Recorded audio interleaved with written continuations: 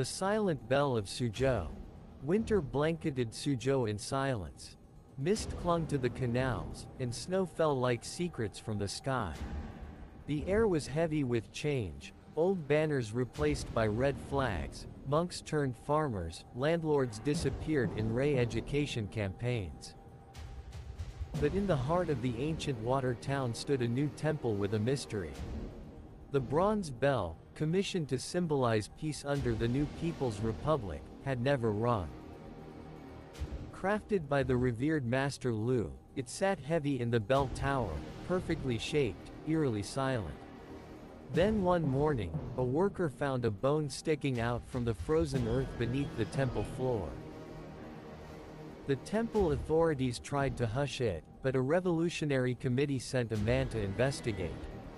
Comrade Chen Xuan, age 29, recently transferred from Nanjing's Public Security Bureau, arrived with little more than a notebook and a pistol.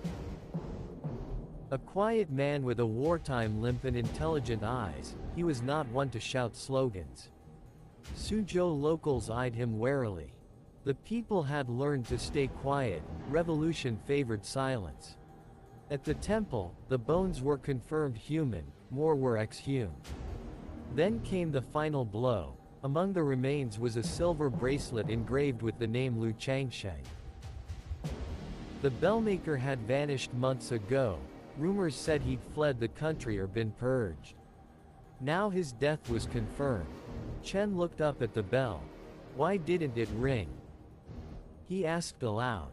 Chen asked questions in the markets and back alleys, but most doors stayed closed. Suzhou feared authority, even if that authority wore plain gray and said, "Comrade."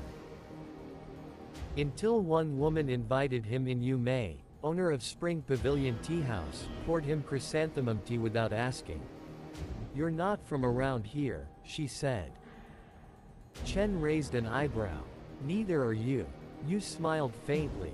She was once a Kuomintang detective in Shanghai, until 1949 forced her to vanish like smoke. Now she served tea and gossip. Master Lu didn't disappear, she whispered. He was scared. Said someone was following him. Last week before he vanished, he carved something behind one of my tea shelves. That night, Chen returned with a lamp and found it, scratched characters behind the wood. Greater than, bell, cries for blood, not for peace. Next, Chen visited Min Jia, the blacksmith's apprentice who had worked with Lu on the bell. Min was jittery, pale. He refused to speak, until Chen mentioned Yu Mei's name. Min broke. "The clapper, it was never placed," he said. "Lu hid it, said the bell shouldn't ring." "Why?" "Because it would hide a sin," Min said. He knew someone was building the temple to erase something. He said, the bell was meant to be a grave marker. Chen's blood turned cold. Chen returned to the temple and re-examined the foundation. By lantern light, he and two local workers dug beneath the bell platform. There, wrapped in oilcloth, was the missing clapper, its surface scratched with more words. "Greater than, the general's gold is beneath your feet.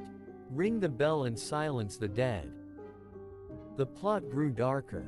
Rumors had long swirled about a Kuomintang general, who looted gold during the Japanese retreat and hid it in Suzhou.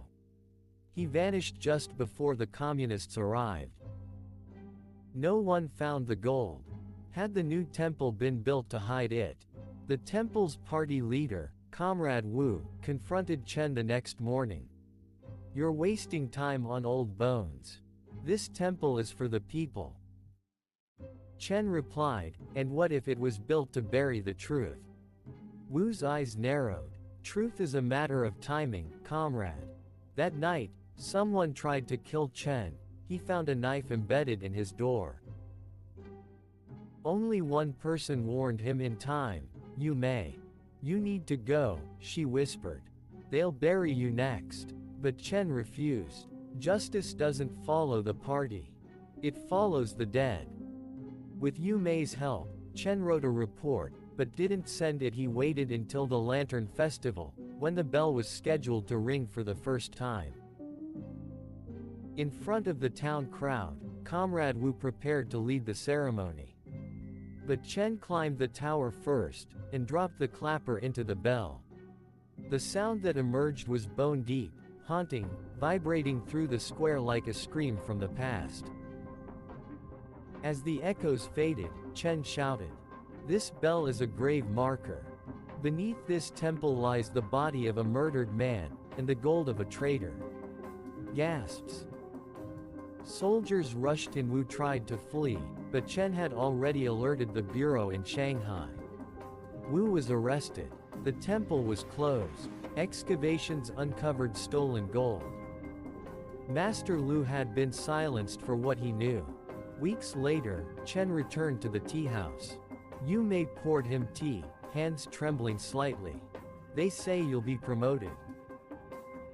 Chen shook his head. "No, I asked for reassignment." "Where to?" He smiled. "Anywhere quieter." Yu laughed. "There's no such place in China now." Outside, the bell tower stood silent again, its secrets no longer hidden, but never forgotten.